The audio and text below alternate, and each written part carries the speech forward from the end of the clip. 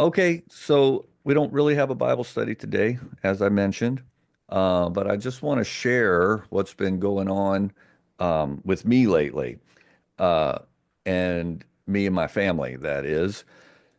So here's the past month, basically, and I have a little granddaughter, and as you can see, January 31st, which is today, is her birthday, birthday number one. Monica turns one today. Um, and so this kind of revolves around her and everybody's focus on her because she had some mild flu symptoms starting on Christmas Day. It's just she was still a real pleasant little thing, but she just was kind of sickly and uh, you know, and it kind of lingered for a while. And she was still sick like over a week later, but not really sick, kind of thing that it's like, whatever. She's kind of in between sick and not sick. But then on Saturday, January the 4th, she started to have kind of some really noisy breathing, and it was really kind of concerning. So her mom took her to an urgent care, and they basically just said, "Oh, she's going to be fine. It's no big deal. She's just recovering from flu, and you might call it croup or whatever, but she's fine." But it got worse. And so on the next day, we took her to an emergency room that's right in our little town. It's just a freestanding, just an emergency room associated with one of the local hospitals. Ended up being there for several hours because the breathing was very concerning to the doctors there.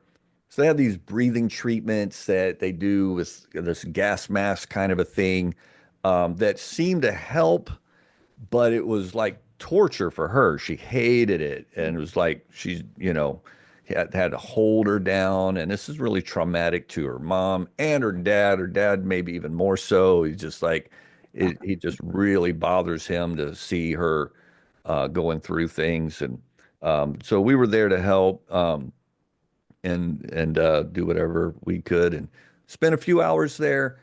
She got better, not well, but better. So we went home, had some medications to give, kind of, and she did okay, but then she got worse again, and then got really worse. And so on Thursday of that week, my daughter takes her to the doctor, and she's struggling to breathe at this point, and her oxygen level um, has dropped. And so he said she's got to get in an ambulance, and she needs to either go to Orlando or to Gainesville for where they have real pediatric wards. And my children were actually born in Gainesville, which is about an hour away. Either one of those would have been an hour away for us. So we chose Shands Hospital in Gainesville, and they immediately put her in the intensive care because that breathing was very, very concerning. Um, but they gave her the same type of breathing treatments, but they were able to do it with just like a hose interface. She still hated it, but not as bad as the thing. But then, of course, they have to stick a needle in her hand for IV, and she's attached to wires, and it's no fun at all. But part of the treatment is steroids, and over hours, day, half a day to a day or whatever, the steroid treatments showed real progress, and she's got much better. So this is her in the hospital there, and not happy. The little thing on her arm is to protect the IV that's hooked up. She's got all the wires on the back, and then she got that thing under her nose for oxygen and all that. Um, so there she Wow. is. But a couple of days later, though, with the steroids helping her airway opened back up, and she's breathing much better. And so they said, you know what? She tested positive for flu. She had the flu, which I guess that made sense. She was sick. And they said, well, it's been a little while, but yeah, these things, they do that sometimes. This year is particularly bad, and you guys may know more people than usual that have been getting various viruses and flu this year. And they're more lingering than normal, and it kind of fits what we're seeing this year. So she's doing better now. The way viruses work, a little time goes by, maybe more or less time, but your body fights it off, and you move on with your life. And she's doing better now, and this is her feeling a lot better there at Shands. And so they say, yeah, go on home, and she's going to be fine. So we go on home, and she's fine for a couple of days, and then Oh she gets no. bad, and starts struggling to breathe again. And so we go back to Shands. We go to actually the fire Oh department down the man. street from the house to get her oxygen checked, and they're like, no, she needs to go. Um, and that Wednesday night, when we were really, really concerned, she's really struggling to breathe, we went to a hospital in Ocala, which is Mhm. more local to us, but and they did an X-ray, which they had done at Shands, and they assured us at Shands the great news is this is all in her throat, no lung issue at this point, and that's what we'd also been told at the local ER, no lung issues, so it's just going to clear up. Well, now they took an X-ray and they said, okay, she has pneumonia. Okay. Um, and they said it's a multifocal pneumonia in multiple places in her lungs, and so she's got to have some serious care. And they're giving her these same breathing treatments every 30 minutes or so, and it's just miserable. And that whole facility and that whole experience was just not great at all. But so they put her in an ambulance to rush her up to Shands. We head up there, and um, I'm gonna skip a little something about the trip up there that I'm gonna come back and tell at the end. But the trip up to Shands when she's been diagnosed with multifocal pneumonia, I'm gonna tell you something about that trip in a few minutes. But so we get to Shands. They're wonderful there. I'll just testify about Shands and the staff there. We appreciate them so much. They're awesome. But so they uh, start the same treatments. They're surprised to see us back. They remember obviously the case, and like okay, and so they do more X-rays, and they said no, she does not have pneumonia. It's still just a throat issue, and it's basically croup, but just don't know why it's so severe. But you never know, things happen, and so she responded really, really well again to the steroid treatments. So she's going to be okay. She's so much better after a couple of days, and so send her on home. So that's the next week. We're not trying to go back to the hospital again. And we're told, we also have a friend who is a doctor that we're consulting with, and he's saying the same stuff. And he's like, yeah, they're right. She's going to fight this off. And you just have to beat the symptoms back while she's going through it, and she'll come out okay on the other side. So we spend that week there at home with her getting worse, and but sort of some up and down, and we're using uh Flonase, and we're using breathing treatments, and just sticking with her, watching her all night long, um and a lot of sleepless hours and a lot of stress and strain on parents and grandparents, all helping and taking turns and carrying this load through the week. And this is what they told us about the particular thing she has is it becomes what they call stridor, which is described here. A high-pitched, harsh whistling sound occurs during breathing, indicates either an obstruction or narrowing in the upper airways. And what I learned about babies' airways are super small, so you get inflammation going in response to a virus or whatever. and it closes up too much too fast uh, compared to an adult. And, there's all sorts of different things that can cause that. She tested positive for a virus, and so it's a croup coming from the virus. A post viral syndrome is the obvious, clear thing. During this week that we're trying to just deal with it ourselves, along with some, doctor help here and there, um, when she's better, this is what she sounds like.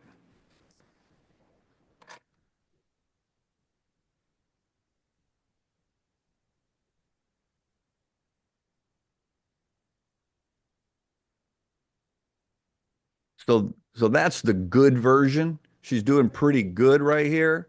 Um, and so that's what we're trying to keep her at, like that level so that she can just heal up and do better. But then it gets bad. Oh, that would be excruciating to watch. That would crush me. Absolutely. Yeah, that's crushing. And particularly what they had told us to watch out for is you can see particular kinds of labor in the breathing. You see Right. her chest right there. Yeah, yeah, yeah. That's the the telltale sign that we've got trouble. This is trouble. And this particular video clip, when we get to Shan's and she has steroid treatments and she responds so well and improves so quickly. And actually, we were able to get a local doctor during this week. We got the local doctor to prescribe a steroid. They don't want to send them home because they're potential side effects. So, but the local pediatrician gave a dose, and that's part of how we were able to make it through an entire week with home care. We had ups and downs, and it's mainly the steroids that keep helping. Um, but so the doctors at Shands generally are seeing her, other than the ER doctors, the doctors who are going to be more extended, they're seeing her better. And so this video, though, we had on hand to show them, for them to see the real deal. Um, so yeah. I want to watch that. Anyway, no good. So that's that week of sleepless hours. And then we come to, when that video right there is like, okay, this is it. We're going back to Shands on Sunday, January 26th, this past Sunday.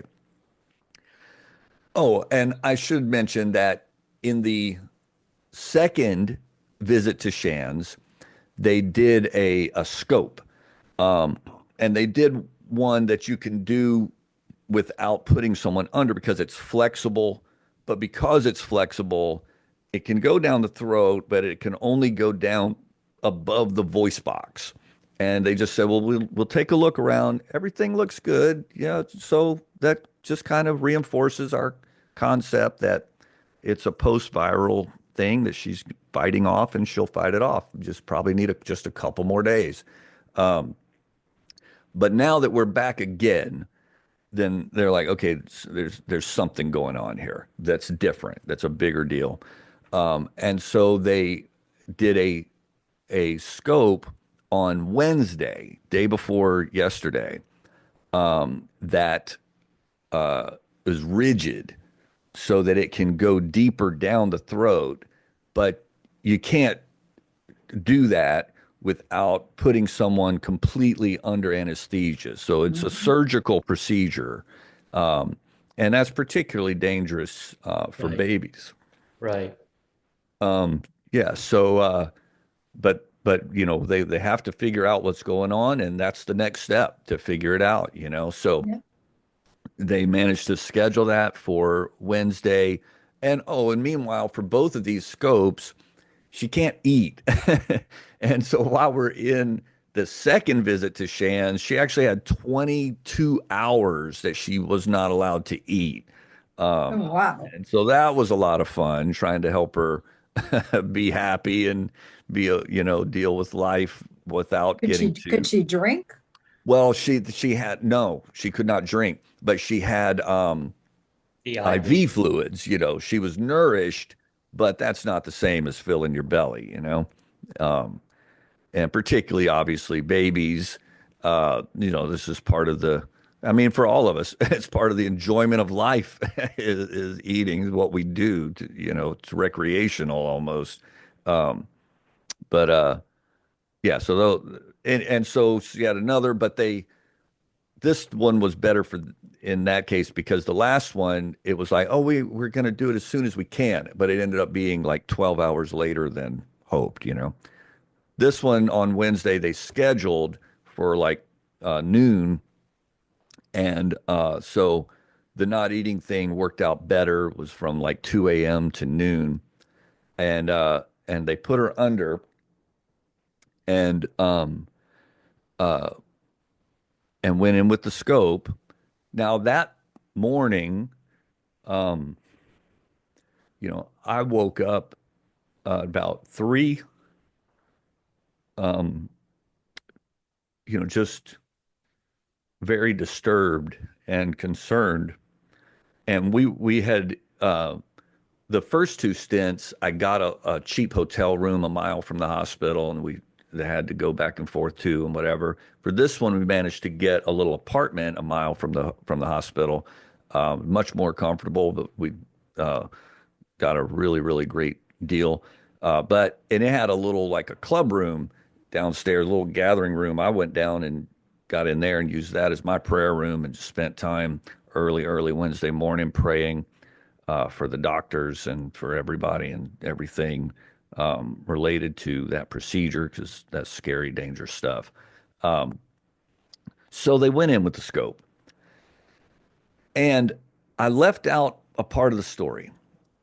If you go back to that that Saturday with the urgent care visit, the day before, Friday, January the 3rd, there was a little, very brief, little scary episode that took place, and it got done. These things happen with babies, and it was over and somewhat forgotten. And that is, Monica tried to eat a little leaf that she found, and she choked on it, and it was really scary for mom. But mom got the leaf out of her mouth, and she was fine, or so we thought. Because when they went in with the scope, this is what they found down below her voice box in her airway. A little piece of a The leaf leaf. that she inhaled. And so this was down in her airway. It itself is obstructing it. And Oh, so, like, even at her best, there was always a little noise in her breathing because even when everything about her airway was made nice, this object is still rattling as the breath is coming by because it's lodged into her tissue. well, But I would then, imagine it's also irritating it, which is causing, exactly you know, right. And so, inflammation. exactly right. So her entire airway was becoming inflamed because of, yes, a foreign invader into this sensitive area of the body. Um, And so that's why she responded so well to the steroid treatments because it would just ease off the inflammation because the leaf by itself wasn't really obstructing the breathing enough to be a real significant problem. It was some, and it seemed like it also kind of would move, and sometimes it was a bigger problem of its own than other times. But it was mostly that it would result in this inflammation that was so bad and life threatening. Um, so, man, that was found day before yesterday, and what a celebration that we Wow. felt just knowing that wow, this is a definite. It's not a okay, well, maybe this, maybe that. And while they were there scoping, they were able, yeah, I don't, the tools they have are so amazing, you know. They're able Mhm. to grab it with whatever that little tool and get it out. And also, uh, you know, it's obviously damaged the tissue, and they were able to address that while they're down there with the scope. And so here we have this trophy back. Um, and you know, they why actually when we first started going in, Monica's mother and grandmother were say mentioned the leaf as well, you know, she did have this. Could she be reacting to that? They weren't even thinking about maybe it's still stuck in her, you know. They were just thinking, could it be that something on it was a germ or something or whatever? But you know, with the simplest explanation tends to be the right one, right? And when you have a positive test for a flu virus and you've got symptoms that are can be associated with it, you figure that's what it is, you know. Um, so it took all month from January the 3rd to January the 29th to figure out what her body was dealing with that entire time. So, Uh, Christian, what kind of leaf was it? I Looked think like it's an like, oak leaf. yeah, I think it's a little oak leaf. We have a lot of oak trees around here. Huh? Uh, but yeah, yeah. Because Uh, there are some leaves that are poisonous. right, right. And I don't think that was the case, but I think that was something that like mom and grandma were considering, you know, could it have been that this was some type of Yeah, poisonous thing? But no, I think it's just the fact that it's a foreign foreign object object. in there. Yeah. Well, It Christian, doesn't Wow. belong there. when we talked last week, Yep. I mean, I left with the impression that we were out of the woods Yep. and you know, glory to God for the healing Yes. and moving on. I am, Yep. but I'll tell you what, as you were telling that story, my Yep. mind was going through, you know, hopefully she's better, but does this point to some type of susceptibility to harsh reactions to flu and viruses and whatnot? And is this going to be a problem for her life? But a leaf, I'm glad they Ex- got it. And Right. that explains it. She sounds like she's going to be fine. Right. Yeah, we've been thinking, oh, maybe she's going to be asthmatic for her whole Right. life, Yeah. and Yeah. you know, these things along those lines, or she's got some, maybe she's got some type of severe allergy. Do we need to have the homes, mom's home and grandma's home, scoured for molds or something? You know, Right. well, like because every time she goes home, she gets worse. You know, we're thinking every kind of direction. Yeah. Yep. You know, but yeah, so to get a clear, precise result and resolution was so exciting the other day, you know. I bet. Yeah. What a relief. So how quickly has she recovered since that's been removed? So her breathing, like perfect. There's no problem with the breathing at all as of that being removed.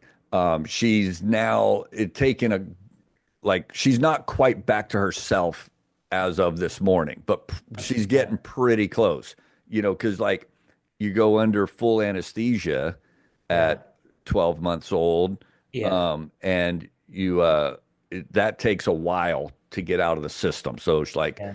so she's drowsy and tired and not understanding why she keeps kind of wanting to sort of do stuff, but then not wanting to and stuff like that. You know, that's Yeah. just sort of, but, Yeah. and also I'm sure, you know, she can't describe, but I'm sure that things don't quite feel right in her throat where they just rammed this rod down it, you know.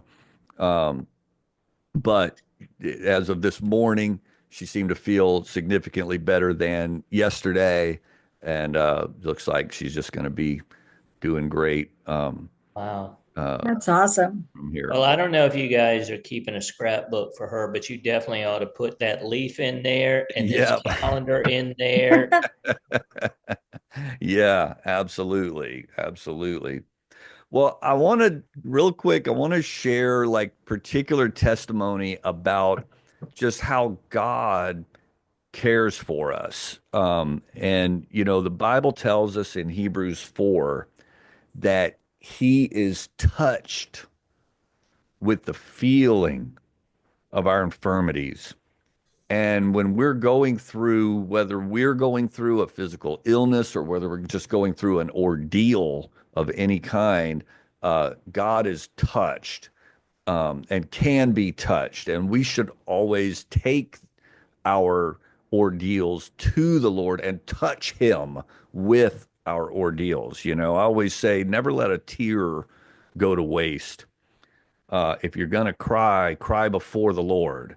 Make it a prayer. Make it a seeking of, if God's put you in a situation to experience heavy emotions, those can be assets in your seeking of the Lord. To apply them towards that, use them for that.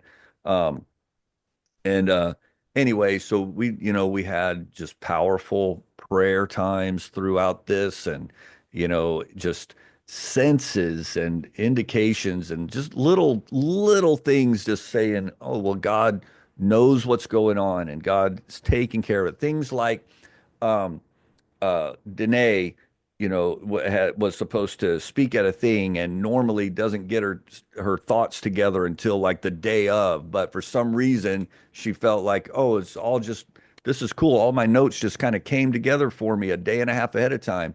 Well, right after they all just came together for her, then we're on our way to Shands, and she can't prepare for the thing, and it's just like little things that like, you can uh take them how you want, but we credit the Lord, and with things that, you know, the prophet said, I see a cloud as a man's hand, or the prophet's assistant. And when the prophet's assistant saw a cloud as a man's hand, the prophet said, okay, that's the indicator. And we're going to pray by faith by seeing that little cloud. When we see a little indicator of what God's doing, we're going to attach our faith to that and channel our prayer through that. And in that Old Testament story, then that turned into a rain storm. So, God was with us. God blessed us. God sustained us. God gave us the energy and strength we needed to do everything we needed to do all the way through, while still letting it wear us thin enough to know it's that He's doing something. You know what I mean? Um, but then there are little thing that I personally just think is just so super cool. When we were driving from the Ocala hospital up to the Gainesville hospital in that second trip to Shands, she had been diagnosed with pneumonia, which turned out to be a completely bogus diagnosis because of a badly taken x-ray. It was just, it was a bad picture. And when they got good pictures up at Shands, then they said, yeah, she doesn't have it. Now, I could have thought, oh, maybe God healed her between one hospital to the next. I've seen that happen, but Yeah. that's not what happened. She didn't have pneumonia. A leaf doesn't cause pneumonia, you know. Um, but we thought she did. And so we were praying against pneumonia. And in the process of praying on that drive, in a prayer meeting, that the Spirit was responding in a way that we could feel, and God testifying of His power, in real time. I began to pray for God to raise up other prayer warriors, to provoke other people, whoever, wherever, to pray, because this is a life-threatening deal. Um, and about 30 minutes later, we received a text from someone we know who is a missionary to Thailand. And she's actually from Thailand, but then she lived in the United States. Now she's back there as a missionary, who told us that the Lord had quickened her to pray against pneumonia. Um, and Wow. the time that she said was the time that we were praying for God to raise up prayer warriors. Now, looking back on that, it's so fascinating to me, and just something I just appreciate, the personal level of care that God provides, because God told her to pray against pneumonia but God knew Monica did not have pneumonia. You know, she didn't have pneumonia and she was not in danger of getting pneumonia, but we thought she did. And that was for us. You know, you Mhm. see what I'm saying? I Mhm. just think Yeah. that's To so build your cool. faith up. Yes, just it's just like God does things sometimes just if we'll notice and if we'll take it, God Mhm. does things just to say, to assure us, yes, I hear. Yes, I have this. Yes, you can rely on me and to assuage our fears. Um, and you may remember me telling before, but I'll just share another one that I kind of feel is a similar category. And this is from decades ago. So my son is 26 years old now, and he's hard of hearing. He's deaf in one ear, hard of hearing in the other ear, and he's involved in deaf ministry because of it. But when the nearest that we can tell, he was born with normal hearing, and he didn't have like many babies have, like tons of ear infections during their first year or so of life, but he had one. He had one significant ear infection. And when we look at home videos from before and after, it appears that he was hearing before that, and then he had the damage after that.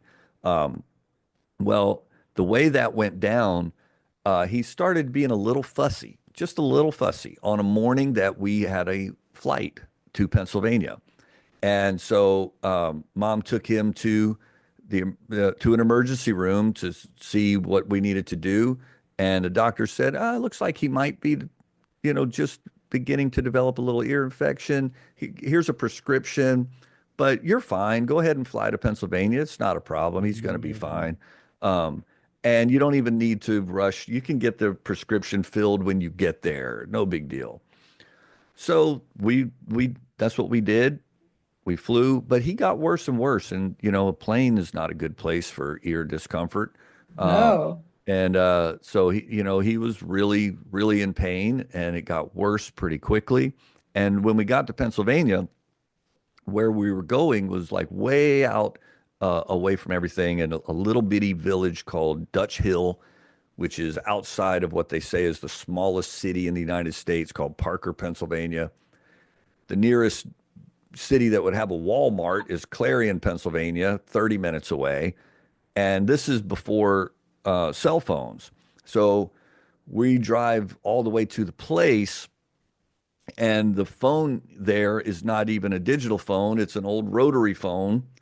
And so at this point, we're like, we've got to get this prescription. We're praying, and we're obviously praying all along for God to help Madison and heal him. And we know he's able. We've seen him do miracles, miraculous healings, and we understand that it's no problem for God to miraculously heal. He can do that. Well, so we want a miracle, right? We want a healing miracle. And so mom calls, everybody remember 411? She calls 411 to get the number for the Walmart pharmacy in Clarion, Pennsylvania, so that we can get this prescription filled and go pick it up. And when you call 411, they're available for any number anywhere. And so you remember the first thing they say when they pick up is they say, "What city?" Because you could be asking for a number in Dallas, Texas, or Seattle, Washington, or whatever, right? So she dials 411. Now, if you know anything about phone numbers, if you're calling a business, you don't dial three digits, you dial 7 or 10 digits. There's a rotary phone now. 411. It rings. The person answers on the other side. Instead of hearing what city, she hears Walmart pharmacy. And she's like, what? Walmart pharmacy? What Walmart? Which Walmart? She's like, Clarion, Pennsylvania. And so she's like, her reaction was like, I need the number. So she goes, what's your phone number? And writes down the phone number, but we don't really need the phone number because she's on the phone with them. And anyway, so she gives him the prescription, and I drive to Clarion and pick up the prescription. That's not normal. There's no Oh, air crossing that does that. That was a miracle. Now, as easy as doing that, God could have healed my son.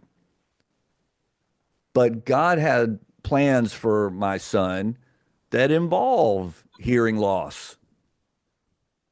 And if you uh, those who work with deaf community know that they tend not to trust people who have full hearing. But my son wears hearing aids, and so deaf people trust him because he has hearing aids on. And anyway, the Lord had plans that He knows what He's doing, and but He gave us that miracle just for us to know, yeah, our prayers are working, and but we can just trust God and rely on God.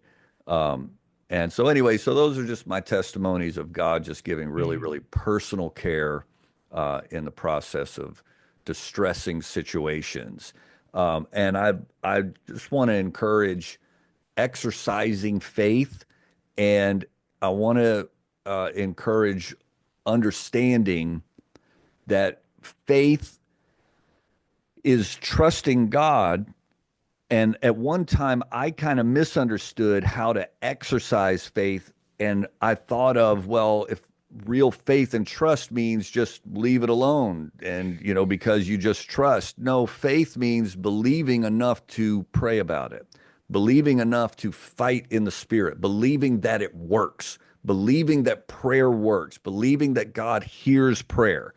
And that's the way to respond to situations, is to turn the intensity of what you're going through into prayer efforts. And these are opportunities to connect with God and for God to show Himself in very special ways.